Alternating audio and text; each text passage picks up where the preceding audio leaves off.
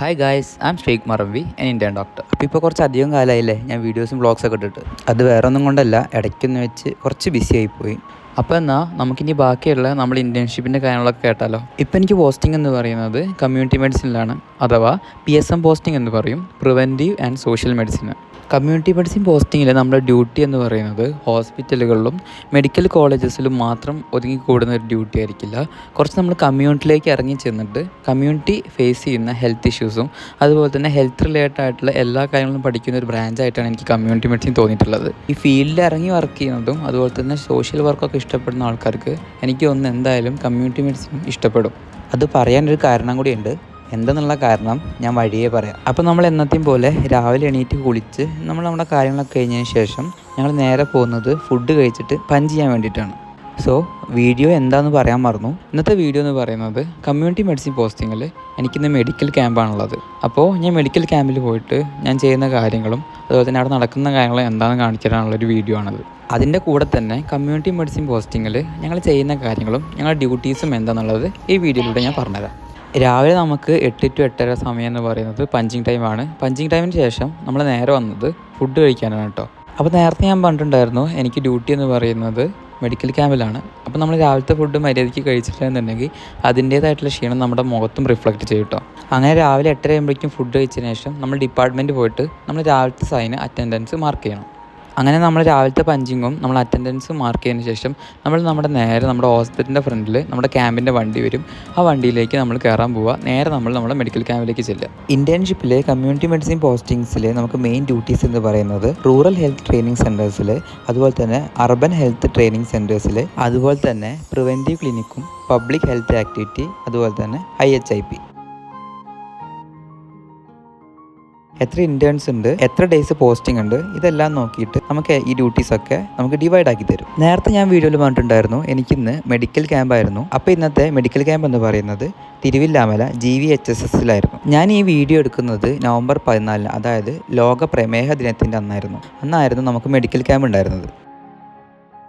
ഞാൻ അവിടെ എത്തിയപ്പോഴാണ് അറിയുന്നത് ഈ മെഡിക്കൽ ക്യാമ്പ് കണ്ടക്ട് ചെയ്യുന്നത് അവിടെ തിരുവില്ലാമല സ്കൂളിലെയും അതുപോലെ തന്നെ കോളേജിലെയും NSS യൂണിറ്റ് ആണെന്നുള്ളത്. ഞാൻ +2 വരെ പഠിച്ചത് എൻ്റെ നാട്ടിലുള്ള ഒരു എയ്ഡഡ് സ്കൂളാണ് കേട്ടോ. അപ്പം ഞാൻ പഠിച്ച സ്കൂളിലും ഞാൻ +1 +2 NSS യൂണിറ്റിലുണ്ടായിരുന്നു. ഞങ്ങൾ ഇതേപോലെ തന്നെ ഞങ്ങൾ +1 +2 NSS ലൈഫിൽ, അതായത് 2 വർഷത്തെ NSS ലൈഫിൽ ഞങ്ങൾ ഇതേപോലെ തന്നെ ഒരുപാട് പരിപാടികളും അതുപോലെ തന്നെ മെഡിക്കൽ ക്യാമ്പ്സും ഞങ്ങൾ കണ്ടക്ട് ചെയ്തിട്ടുണ്ട്. അപ്പോൾ ഇതൊക്കെ കണ്ടപ്പോൾ എനിക്ക് എൻ്റെ +1 +2 NSS ലൈഫൊക്കെ ഓർമ്മ വന്നു.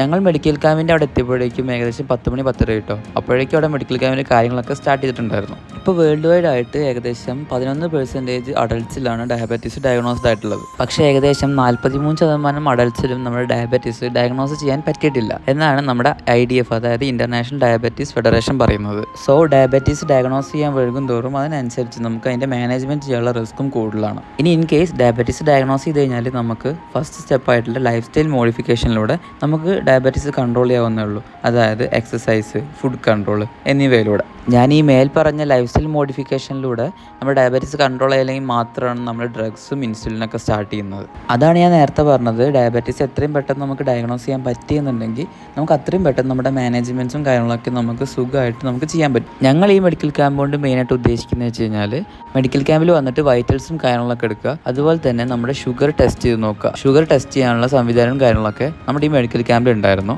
ഓൾറെഡി ഡയബറ്റീസിന് ട്രീറ്റ്മെൻറ്റും കാര്യങ്ങളൊക്കെ ചെയ്യുന്നവരാണെങ്കിൽ ഇപ്പോഴത്തെ ഷുഗർ ലെവൽ നോക്കിയിട്ട് അവരിപ്പോൾ കഴിക്കുന്ന മരുന്നാണെങ്കിലോ ഇൻസുലിൻ ആണെങ്കിലോ അത് കണ്ടിന്യൂ ചെയ്താൽ മതിയോ, അതിൽ വരുന്ന എന്തെങ്കിലും മാറ്റങ്ങൾ വരുത്തണം എന്നുള്ള കാര്യങ്ങളായിരുന്നു നമ്മൾ ഈ മെഡിക്കൽ ക്യാമ്പിൽ കൂടുതലായിട്ട് അവർക്ക് പറഞ്ഞു കൊടുക്കുന്നുണ്ടായിരുന്നു. അതല്ല അവർക്ക് ഇപ്പോഴാണ് ആദ്യമായിട്ട് ഷുഗർ ലെവൽ ഹൈ ആയിട്ട് കാണുന്നുണ്ടെങ്കിൽ അതിനുള്ള കാര്യങ്ങൾ നമ്മൾ പറഞ്ഞു കൊടുക്കുന്നുണ്ടായിരുന്നു. അങ്ങനെ രാവിലെ ഏകദേശം 10:30 തുടങ്ങിയ മെഡിക്കൽ ക്യാമ്പ് ഉച്ചയ്ക്ക് ഏകദേശം 2:30-3 മണിയായിട്ടോ തീരാനായിട്ട്.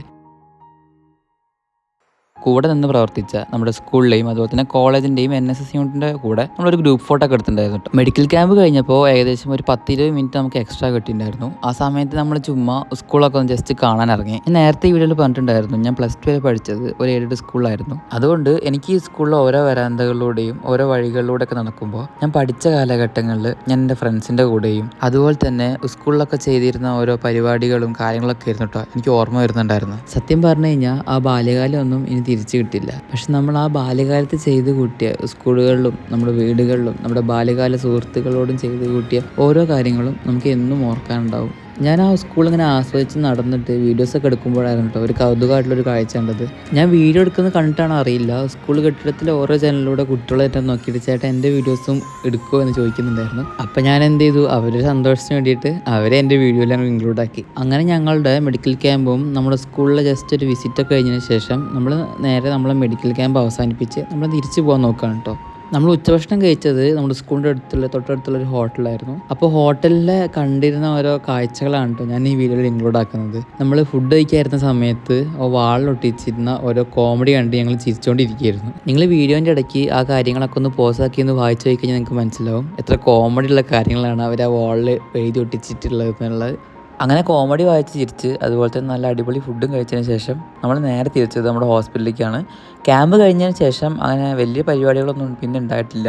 ഇനി ഞാൻ ബാക്കി കമ്മ്യൂണിറ്റിയിൽ ചെയ്യുന്ന ഡ്യൂട്ടീസും കാര്യങ്ങളൊക്കെ ഈ ബാക്കിയുള്ള വീഡിയോസിലൂടെ പറഞ്ഞുതരാം. ഞാൻ നേരത്തെ പറഞ്ഞിട്ടുണ്ടായിരുന്നു നമുക്ക് കമ്മ്യൂണിറ്റി മെഡിസിൻ പോസ്റ്റിങ്ങിൽ ഒരുപാട് ഡ്യൂട്ടീസ് ഉണ്ട്. അത് ഇൻറ്റൻസിനനുസരിച്ചും അതുപോലെ തന്നെ എത്ര ദിവസം പോസ്റ്റിംഗ് ഉണ്ട് അനുസരിച്ചിട്ടാണ് നമുക്ക് ഡിവൈഡ് ആക്കിയിട്ടുള്ളത്. കമ്മ്യൂണിറ്റി മെഡിസിൻ പോസ്റ്റ് ചെയ്യുന്ന സമയത്ത് നമുക്ക് ഒരുപാട് ക്യാമ്പുകൾ വരും. നമ്മൾ അതിനൊക്കെ പോയി നമ്മൾ അറ്റൻഡ് ചെയ്യണം. എനിക്കെന്തോ മെഡിക്കൽ ക്യാമ്പ്സൊക്കെ പോകാൻ ഭയങ്കര ഇഷ്ടമാണ്. ഇപ്പോൾ ഞാൻ പോകുന്ന മെഡിക്കൽ ക്യാമ്പ് എന്ന് പറയുന്നത് ഞാൻ കമ്മ്യൂണിറ്റി മെഡിസിൻ പോസ്റ്റിങ്ങിൽ കയറിയ സമയത്തുണ്ടായിരുന്ന ചെറിയൊരു മെഡിക്കൽ ക്യാമ്പായിരുന്നു. ഈ മെഡിക്കൽ ക്യാമ്പ് കണ്ടക്ട് ചെയ്തിരുന്നത് ഞാൻ ഇൻറ്റേൺഷിപ്പ് ചെയ്യുന്ന എൻ്റെ ഹോസ്പിറ്റലിന് തൊട്ടടുത്തുള്ള ഒരു ചെറിയ വാർഡിൽ വെച്ചിട്ടായിരുന്നു. ആ മെഡിക്കൽ ക്യാമ്പിൻ്റെ പേര് സ്നേഹസംഗമം എന്നായിരുന്നു കേട്ടോ. ഇവിടെയും നമ്മൾ നേരത്തെ ക്യാമ്പിൽ ചെയ്ത പോലെ തന്നെ നമ്മൾ വൈറ്റൽസും അതുപോലെ തന്നെ അവരുടെ ബുദ്ധിമുട്ട് എന്താണോ, അതുപോലെ തന്നെ എന്തൊക്കെ രോഗങ്ങൾക്ക് അവർ സ്ഥിരമായിട്ട് മരുന്ന് കഴിക്കുന്നുണ്ട്, എന്തെങ്കിലും മാറ്റങ്ങൾ വരുത്തണോ എന്നുള്ള കാര്യങ്ങളൊക്കെ അഡ്വൈസ് ചെയ്ത് കൊടുക്കുക എന്നുള്ളതാണ് കേട്ടോ ഈ ക്യാമ്പിൽ നമ്മൾ മെയിനായിട്ട് ചെയ്തത്. ഈ ക്യാമ്പിന് പോയപ്പോൾ നമുക്ക് കുറേ അമ്മമാരെ ട്രീറ്റ് ചെയ്യാൻ പറ്റി. അതുപോലെ തന്നെ ഈ മെഡിക്കൽ ക്യാമ്പും ഒരു വെറൈറ്റി എക്സ്പീരിയൻസ് ആയിരുന്നു കേട്ടോ. ക്യാമ്പ് കഴിയുന്ന സമയത്ത് നമുക്ക് നല്ല ചായയും അതുപോലെ തന്നെ നല്ലൊരു പലഹാരം കിട്ടി കേട്ടോ. സ്നേഹസംഗമ എന്ന മെഡിക്കൽ ക്യാമ്പ് രാവിലെ 10 മണിക്ക് തുടങ്ങിയിട്ട് ഉച്ചയ്ക്കായപ്പോൾ ഒരു 2 മണി 3 മണി ആയപ്പോൾ ഈ ക്യാമ്പ് അവസാനിപ്പിച്ചു. ഈ ക്യാമ്പിൽ ഏകദേശം 40 അടുത്ത് പേഷ്യൻസ് ആയിരുന്നു കേട്ടോ വന്നിട്ടുണ്ടായിരുന്നത്. നമ്മൾ മെഡിക്കൽ ക്യാമ്പ് കഴിഞ്ഞിട്ട് നേരെ നമ്മുടെ ഹോസ്പിറ്റലിലേക്ക് നമ്മുടെ സാധനങ്ങളും പാക്ക് ചെയ്തിട്ട് നമ്മൾ പോകുന്ന കാഴ്ചയാണ് കേട്ടോ ഈ കാണുന്നത്. പിന്നെ മെഡിക്കൽ ക്യാമ്പിൽ വരുന്ന പേഷ്യൻസിന് ഞങ്ങൾ ഒരിക്കലും ഡയറക്റ്റായിട്ട് പ്രിസ്ക്രിപ്ഷൻ കൊടുക്കില്ല. നമ്മുടെ സീനിയർ ഫാക്കൽറ്റീസിൻ്റെ സഹായത്തോടെ മാത്രമാണ് കേട്ടോ നമ്മൾ പ്രിസ്ക്രിപ്ഷൻ ചെയ്ത് കൊടുക്കാറുള്ളൂ. മെഡിക്കൽ ക്യാമ്പ്സ് മാത്രമല്ല കേട്ടോ കമ്മ്യൂണിറ്റി മെഡിസിൻ പോസ്റ്റിംഗ് ഉള്ളത്. ഈ കാണുന്നതെന്ന് പറയുന്നത് ഞങ്ങളുടെ ഹോസ്പിറ്റലിന് തൊട്ടടുത്തുള്ള ഷൊർണൂർ CHSയിൽ അവിടുത്തെ ആശാ വർക്കർമാർക്ക് ഞങ്ങൾ കൊടുത്ത ക്ലാസ്സുകളാണ് കേട്ടത്. ഈ ക്ലാസ്സിൽ ഞങ്ങൾ മെയിനായിട്ട് പഠിപ്പിച്ചതെന്ന് പറയുന്നത് ഫസ്റ്റ് എയ്ഡും അതുപോലെ തന്നെ BLS എന്ന് പറയുന്നത് ബേസിക് ലൈഫ് സപ്പോർട്ട് എന്നുള്ളതാണ്. ബേസിക് ലൈഫ് സപ്പോർട്ടിൽ വരുന്നതാണ് കേട്ടോ ഈ CPR ഒക്കെ. ഞങ്ങൾ CPR ഒക്കെ നന്നായിട്ട് എങ്ങനെ ചെയ്യേണ്ടതെന്നൊക്കെ നമ്മൾ ഈ ആശാ വർക്കർമാർക്ക് പഠിപ്പിച്ചിട്ടുണ്ട് കേട്ടോ. ഫസ്റ്റ് എയ്ഡിൻ്റെ ക്ലാസ്സിൽ മെയിനായിട്ട് ഇൻക്ലൂഡ് ചെയ്ത് എന്തൊക്കെയെന്ന് വെച്ച് കഴിഞ്ഞാൽ ശരീരത്തെ ഏൽക്കുന്ന പൊള്ളൽ, ബ്ലീഡിങ് വോൺസ്, അതുപോലെ തന്നെ എന്തെങ്കിലും പ്രാണികൾ, തേനീച്ചകൾ, പാമ്പ് എന്നിവയൊക്കെ കടിച്ചു കഴിഞ്ഞാൽ, അതുപോലെ തന്നെ ഇലക്ട്രിക് ഷോക്ക്, എന്തെങ്കിലും ബോൺ ഫ്രാക്ചർ സംഭവിക്കുക, അതുപോലെ തന്നെ എന്തെങ്കിലും പോയിസൺ ശരീരത്തിൻ്റെ അകത്ത് കയറുക, എക്സെട്ര ഇങ്ങനത്തെ കുറച്ച് സാഹചര്യങ്ങളിൽ നമ്മൾ കോമൺ ആയിട്ടുള്ള മനുഷ്യന്മാർ അറിഞ്ഞിരിക്കേണ്ട കുറച്ച് ഫസ്റ്റ് എയ്ഡ്സ് ഉണ്ട്. അതിൻ്റെ ക്ലാസ്സുകളായിരുന്നു കേട്ടോ ഈ പറയുന്നവയൊക്കെ. ഇൻറ്റേൺഷിപ്പ് സമയത്ത് കമ്മ്യൂണിറ്റി മെഡിസിൻ പോസ്റ്റിങ്ങിൽ നമുക്ക് സെമിനാർസും ഉണ്ട്. പോസ്റ്റിംഗ് ഒക്കെ തീർന്നതിന് ശേഷം ഈവനിങ് 4 to 5 വരെയാണ് കേട്ടോ നമുക്ക് സെമിനാർ ഉള്ളത്. എനിക്ക് കിട്ടിയ ടോപ്പിക് എന്ന് പറയുന്നത് hyper tension national guide lines ആണ്. അപ്പോൾ അതൊക്കെ ഞാൻ ഏറെക്കുറെ കുഴപ്പമില്ലാണ്ട് പഠിപ്പിച്ചു കൊടുത്തു. നമ്മുടെ ഈ സെമിനാറിൻ്റെ സമയത്ത് നമ്മുടെ കൂടെ വർക്ക് ചെയ്യുന്ന ഇൻറ്റേൺസും അതുപോലെ തന്നെ നമ്മുടെ എല്ലാ സീനിയർ ഫാക്കൽറ്റീസും ഈ സെമിനാറിന് വേണ്ടി വരും കേട്ടോ. നമ്മുടെ കമ്മ്യൂണിറ്റി മെഡിസിൻ പോസ്റ്റിങ്ങിൻ്റെ സമയത്ത് നമ്മുടെ ജൂനിയേഴ്സിന് എന്തെങ്കിലും മോഡൽ എക്സാമോ അല്ലെങ്കിൽ ഇൻറ്റേർണൽ എക്സാംസ് എന്തെങ്കിലും ഉണ്ടെങ്കിൽ സീനിയർ ഫാക്കൽറ്റീസിൻ്റെ കൂടെ നമ്മൾ എക്സാം ഡ്യൂട്ടിക്ക് പോകണം കേട്ടോ. കഴിഞ്ഞ വർഷം വരെ ഈ എക്സാം ഹാളിൽ കയറുന്നത് നമ്മൾ എക്സാം എഴുതാൻ വേണ്ടിയിട്ടായിരുന്നു. ഇപ്പോൾ നമ്മൾ എക്സാം ഡ്യൂട്ടിക്ക് കയറുന്ന എന്ന് പറയുമ്പോൾ എന്തോ വേറൊരു ഫീല്. കാരണം എക്സാം എഴുതുമ്പോൾ നമ്മൾ ആവശ്യത്തിനധികം ടെൻഷൻ അടിച്ചിട്ടാണ് കയറുക. ആ ടെൻഷനൊന്നും നമുക്ക് എക്സാം ഹാളിൽ കയറുമ്പോൾ ഇപ്പോൾ ഇല്ല കേട്ടോ. എക്സാം ഡ്യൂട്ടി ഇടയിൽ നമുക്ക് ചെറിയ ബ്രേക്കൊക്കെ കിട്ടും കേട്ടോ. ആ സമയത്ത് നമുക്ക് ഡിപ്പാർട്ട്മെൻറ്റിൽ പോയിട്ട് ഒരു ചായ കുടിച്ചിട്ട് വരാം. എക്സാംസ് കഴിഞ്ഞാൽ എന്തായാലും അതിൻ്റെ കറക്ഷനും ഉണ്ടായിരിക്കുമല്ലോ. ഇപ്പോഴത്തെ കരിക്കുലം അനുസരിച്ചിട്ട് ഞങ്ങളുടെ MBBS സിലബസിൽ 20 MCQs ഞങ്ങൾക്ക് ഉണ്ട് കേട്ടോ. എക്സാം പേപ്പർ കറക്റ്റ് ചെയ്യാൻ ഞങ്ങളും സീനിയർ ഫാക്കൽറ്റീസിനെ ഹെൽപ്പ് ചെയ്തു കേട്ടോ. ഈ ഒരു വീഡിയോ ശരിക്കും പറഞ്ഞാൽ എൻ്റെ വ്ളോഗിൽ ഞാൻ ഇൻക്ലൂഡ് ആക്കണമെന്ന് വിചാരിച്ചതല്ല, ഒരു ചെറിയ ടിപ്പ് പറഞ്ഞു തരാൻ വേണ്ടിയിട്ടാണ് കേട്ടോ ഈ വീഡിയോ ഞാൻ എൻ്റെ വ്ളോഗിൽ ഇൻക്ലൂഡ് ആക്കുന്നത്. ടിപ്പ് കണ്ടുപിടിച്ച് വേറെ ഒരല്ല, എൻ്റെ കൂടെയുള്ള എൻ്റെ തന്നെയാണ്. ഇത് നിങ്ങൾക്ക് എത്രത്തോളം മനസ്സിലാവുമെന്ന് അറിയില്ല. എന്തായാലും ഞാൻ ഈ ടിപ്പ് നിങ്ങൾക്ക് പറഞ്ഞു തരാം. ഒരു പേപ്പർ എടുത്തു MCQസിൻ്റെ, എന്നിട്ട് കറക്റ്റ് ആൻസേഴ്സ് ഇതിൽ മാർക്ക് ചെയ്തിട്ട് നമ്മൾ ഇതിൻ്റെ ഓട്ടകൾ ഉണ്ടാക്കി ഹോൾസ് നമ്മൾ ഇതിൻ്റെ മുകളിൽ ഇങ്ങനെ വെച്ച് ഏതാണ് കറക്റ്റ് ആൻസർ എന്നത് മാറ്റി. ഈ ഐഡിയ കണ്ടുപിടിച്ച വ്യക്തി എന്ന് പറയുന്നത് എൻ്റെ കൂടെ വർക്ക് ചെയ്യുന്ന ഇന്ത്യൻ ആണ് കേട്ടോ. ഡോക്ടർ ശരത് എന്നാണ് പേര്. ആ വ്യക്തിയാണ് ഈ ഐഡിയ കണ്ടുപിടിച്ചത്. ഈ വ്യക്തി ഈ ഐഡിയ കണ്ടുപിടിച്ചില്ലായിരുന്നെങ്കിൽ ഞങ്ങൾ മണിക്കൂറുകളോളം സമയം കണ്ടെത്തിയേനെ ഈ MCQ കറക്റ്റ് ചെയ്യാൻ. ഈ ഐഡിയ കണ്ടുപിടിച്ചവിടെ ഒരു അരമണിക്കൂറിൻ്റെ അടുത്ത് പോലും നമുക്ക് MCQ കറക്റ്റ് ചെയ്യാൻ സമയമെടുത്തില്ല. സോ ഇത്രയേ ഉള്ളൂ നമ്മുടെ എക്സാം ഡ്യൂട്ടീസും കാര്യങ്ങളൊക്കെ. നമ്മുടെ ബാക്കിയുള്ള എക്സാം പേപ്പേഴ്സ്, അതായത് നമ്മൾ കറക്റ്റ് ചെയ്ത പേപ്പേഴ്സൊക്കെ നമ്മൾ ഡിപ്പാർട്ട്മെൻറ്റിൽ കൊണ്ടുപോയി കൊടുത്തു കേട്ടോ. വീഡിയോയിൽ ലാസ്റ്റായിട്ട് ഒരു കാര്യം കൂടി പറയാനുണ്ട്.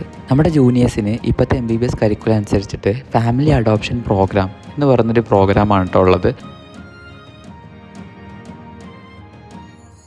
ഫാമിലി അഡോപ്ഷൻ പ്രോഗ്രാമിന് വേണ്ടിയിട്ട് ഞങ്ങളും, അതായത് ഇൻറ്റേൺസും പിന്നെ അതുപോലെ തന്നെ ഇവരുടെ കൂടെ സീനിയർ ഫാക്കൽറ്റീസും ആയിരുന്നു കൂടെ പോയിട്ടുണ്ടായിരുന്നത്. നമ്മുടെ ഹോസ്പിറ്റൽ, അതായത് നമ്മുടെ മെഡിക്കൽ കോളേജിന് തൊട്ടടുത്തുള്ളൊരു ഒരു വില്ലേജിലായിരുന്നു നമ്മൾ പോയിട്ടുണ്ടായിരുന്നു. ഓരോ ഫാമിലിയിലും പോയിട്ട് നമ്മൾ അവരുടെ ഡീറ്റെയിൽസും കാര്യങ്ങളൊക്കെ കളക്ട് ചെയ്യുക, അവരെ കൂടെ നിന്നിട്ട്. അതായിരുന്നു ഈ ഫാമിലി അഡോപ്ഷൻ പ്രോഗ്രാമിൽ ഉണ്ടായിരുന്നത്. സോ ഇതൊക്കെ ആയിരുന്നു നമ്മുടെ കമ്മ്യൂണിറ്റി മെഡിസിനിലെ മേജർ ഡ്യൂട്ടീസ് എന്ന് പറയുന്നത്.